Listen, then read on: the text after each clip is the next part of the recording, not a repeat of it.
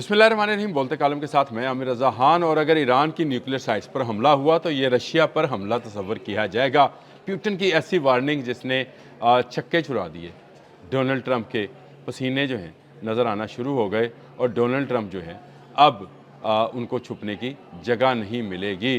ये बात मैं नहीं कह रहा, इंटरनेशनल मीडिया के अंदर मौजूद है कि कहा है प्यूटन ने कि अगर न्यूक्लियर साइट्स पर हमला हुआ तो उसके साइंटिस्ट वहाँ पर मौजूद हैं और उनको अगर नुकसान पहुँचा तो फिर रशिया जो है वो इसका जवाब देगा और एक ऐसी जंग, न्यूक्लियर तबाही ऐसी फैलाई जाएगी जिसका किसी के पास कोई नहीं होगा। उसको जो उन्होंने नाम दिया है रेडियोलॉजिकल तबाही, यानी ऐसी तबाही जो रुकने का नाम नहीं लेगी और ये वर्ल्ड वार 3 समझी जाएगी। प्यूटन की ये धमकी मेरा ख्याल है काफ़ी है। जो इस्फहान, नंतर्स और मुख्तलिफ इलाकों में ईरान के एटमी रिएक्टर्स हैं जहाँ पर रशियन साइंटिस्ट बड़ी तादाद में काम करते हैं। याद रखें, न्यूक्लियर के हवाले से $30 अरब का माहिदा है ईरान और रशिया में, जहाँ पर न्यूक्लियर जो तनसीबात हैं या न्यूक्लियर पावर स्टेशन जो हैं वो रशिया ने कायम करने हैं और उसके साइंटिस्ट वहाँ पर काम करते हैं। रूस का मौक़िफ़ है, इनका असल मकसद ईरान में हुकूमत की तब्दीली है, उसके न्यूक्लियर प्लांट्स पर हमला नहीं है। इसलिए अमेरिका जो है ये सोचे भी ना कि वो किसी न्यूक्लियर पावर प्लांट पर, ईरान के किसी न्यूक्लियर पावर प्लांट पर हमला करेगा, क्योंकि रशियन साइंटिस्ट वहाँ पर मौजूद हैं। और फोर्दो में अगर है, इस्फहान में है, मैंने नाम लिया था, नंतर्स में है, तो उसकी हिफाजत जो है रशिया के ज़िम्मे है। और प्यूटन की ये धमकी जो है मेरा ख्याल है काफ़ी अहम है। इसको हेडिंग्स के तौर पर जो लगाया है कि प्यूटन की जौहरी तबाही के हवाले से खौफनाक वार्निंग, जबकि ट्रंप ने ईरान पर हमले कर दिए हैं। यानी ये जो वार्निंग है, Putin issuing chilling nuclear catastrophe warning as a Trump strikes Iran. तो ये अगर न्यूक्लियर जंग या एटमी जंग हो सकती है और अगर डोनाल्ड ट्रंप ने अपनी हमाकतें, जिस तरह की हमाकतें वो कर रहे हैं, जिसको वो एपिक फ्यूरी का नाम देते हैं, उसको अगर ये कहा जाए कि वो अहमक फ्यूरी है या फुलिश फ्यूरी है तो ज़्यादा बेहतर है, क्योंकि किसी मुल्क पर इस तरह से जहारियत करना या उस पर हमला आवर होना जो है किसी सूरत कोई अक्लमंदी का नाम नहीं है। ईरान पर हमलावर हुए इजराइल और अमेरिका, और उसके बाद उसने मिडल ईस्ट को भी इस जंग ने अपनी लपेट में ले लिया और जहाँ जहाँ अमरीकी अड्डे हैं वहाँ वहाँ ईरान हमला कर रहा है। और ख़बरें तो ये भी हैं कि ये सारा काम जो है रशिया की निगरानी में हो रहा है। अमेरिका बुरी तरह इस जंग में फंस चुका है और अमेरिका के इस फंसने को रशिया जितना एंजॉय कर रहा है शायद ही कोई कर रहा हो, क्योंकि एक तरफ तेल की कीमतें जब ऊपर गईं तो रशिया ने जल्दी से अपने तेल के मुआहदे जो हैं बाकी ममालिक के साथ किए और उसने कहा कि गल्फ़ की वार में सबसे ज़्यादा फ़ायदा जो है रशिया को हो रहा है।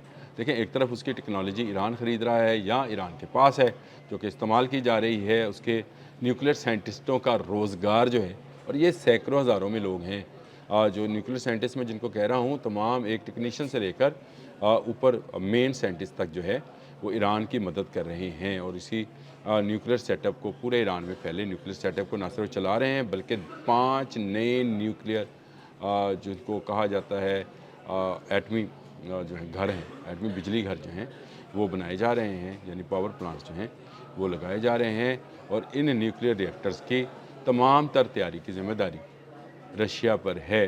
और अगर अमेरिका इस पर हमलावर होता है, जिसका दावा शुरू में डोनाल्ड ट्रंप ने किया था कि हम ईरान की न्यूक्लियर साइट्स पर हमलावर होंगे, जिस तरह से वो 2025 में हुआ था। 2025 से मुझे याद आया, जून 2025 में भी 12 रोज़ा जंग थी जो कि उसके बाद ख़त्म हुई। आज इस जंग को शुरू हुए भी 12 रोज़ है। उम्मीद यही की जाती है कि ये जंग जो है आज के रोज़ ख़त्म कर दी जाएगी और या ख़त्म करने का ऐलान या इसकी तरफ पेशरफ्त की जा सकती है। 12 रोज़ से ज़्यादा अमेरिका मेरा ख्याल है लड़ नहीं सकता है, अपने मसाइल उधार मांगने पे आया है। और जो खलीजी ममालिक हैं वो ऑस्ट्रेलिया और यूक्रेन की तरफ अपने दिफा के लिए देख रहे हैं। अमेरिका इसमें से फ़ारिग होता चला जा रहा है। अमरीकी अड्डे जो हैं वो ईरानी मिज़ाइल्स और ईरानी ड्रोन्स के निशाने पे हैं, जिनको कभी वो बैलिस्टिक मिज़ाइल से और कभी स्वाम अटैक से जो है निशाना बना रहा है। ये एक ऐसा खेल है जिसमें ईरान की जीत ही जीत है, अमेरिका की शिकस्त ही शिकस्त नज़र आ रही है। चीन और रूस जो हैं इस हवाले से वो पूरी तैयारी कर चुके हैं कि अब अमेरिका अगर अपनी मर्ज़ी से इस खत्ते में आया है तो जाएगा रूस और चीन की मर्ज़ी से, क्योंकि वो इसको यहाँ से निकलने नहीं देंगे। इस गहरी दलदल के अंदर जो आपने हुर्मुज़ और खलीज फ़ारस के अंदर बना रखी है ईरान ने, उसमें से निकलना अमेरिका के लिए बहुत मुश्किल है। अमरीकी सदर का सिर्फ एक बयान कि ईरान जो है बारूदी सुरंगें ना बिछाए आबना हरमज़ में, उसकी शिकस्त का इतराफ़ लगता है। और ये ईरान की बहुत बड़ी जीत है कि वो आपने हरमज़ बंद किए बैठा है, जिससे पूरे खलीजी ममालिक जो कि अमेरिका के मददगार थे इस वक्त जो हैं बदहाली का शिकार हैं। बदहाली से मुराद ये नहीं है कि एकदम से वहाँ पर कोई कहत साली आ गई। जिस तरह से एक दोस्त ने मुझे मिडल ईस्ट से ये मैसेज किया कि आपने जिस तरह से बयान किया है कि कारोबार तबाह हो रहे हैं, इससे तो मुझे लगता है कि जितने बुर्ज खलीफा हैं या शॉपिंग मॉल्स हैं वो रेत के टीलों में तब्दील हो गए हैं, हो जाएंगे अगर ये जंग ना रुकी तो। याद रखिए गिरते गिरते बड़ी इमारतों को जो है टाइम लगता है, और ये इमारत का गिरना जो है शुरू हो चुका। अगर जंग ना रोकी, मिडल ईस्ट के ममालिक ने इसराइल और अमेरिका की हमायत बंद ना की, तो आबना हुर्मुज़ नहीं खुलेगी। ये बारूदी सुरंगों से इसी तरह भरी रहेगी, और ऐसी बारूदी सुरंगें जो ऊपर आपको नज़र नहीं आएंगी, पानी की डेप्थ से जब वो ऊपर को उठेंगी तो इस तेज़ी के साथ, एक मिसाइल की तेज़ी के साथ मुख्तलिफ़ जहाज़ों को निशाना बनाएंगी।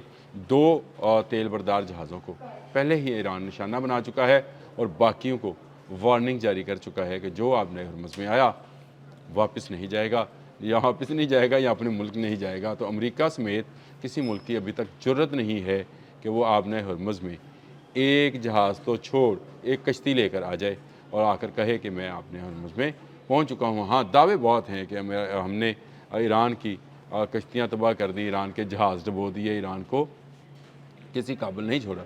लेकिन हर आने वाले दिन के साथ ईरान एक ऐसा हमला करता है जो कि जिसका जवाब ना अमेरिका के पास है, ना इसराइल और ना मिडल ईस्ट के बाकी ममालिक के पास।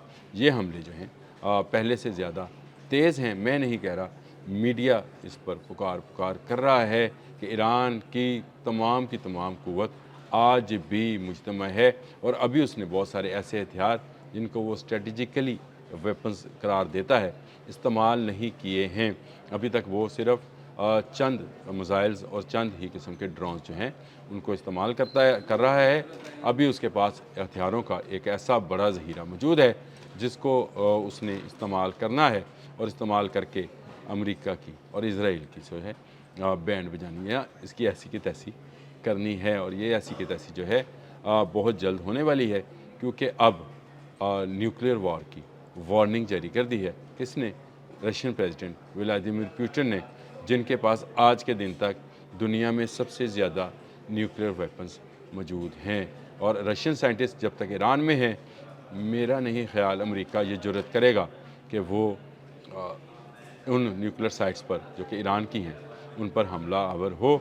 अगर वो हमला आवर हुआ तो ये रशिया पर हमला तस्वर होगा, क्योंकि उसके साइंटिस्ट, उसके माहिरीन इन तमाम साइट्स पर काम कर रहे हैं। जंग फैली ज़रूर है, लेकिन फैलाई किसने है?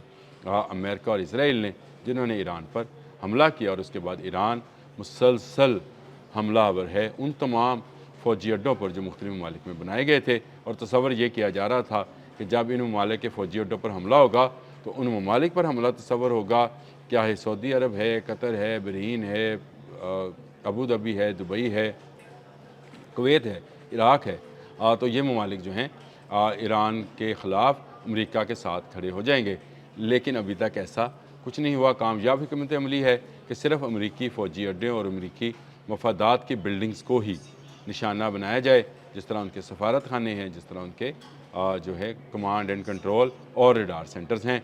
किसी मुल्क के किसी शहर पर कोई हमला नहीं किया गया, मासवाए इसराइल के, जिसके हर शहर में ईरान ने मिसाइल गिराकर साबित कर दिया कि वो पूरा इसराइल उसकी मिसाइल्स के निशाने पर मौजूद है। अब तक के लिए इतना ही। अल्लाह हाफ़िज़।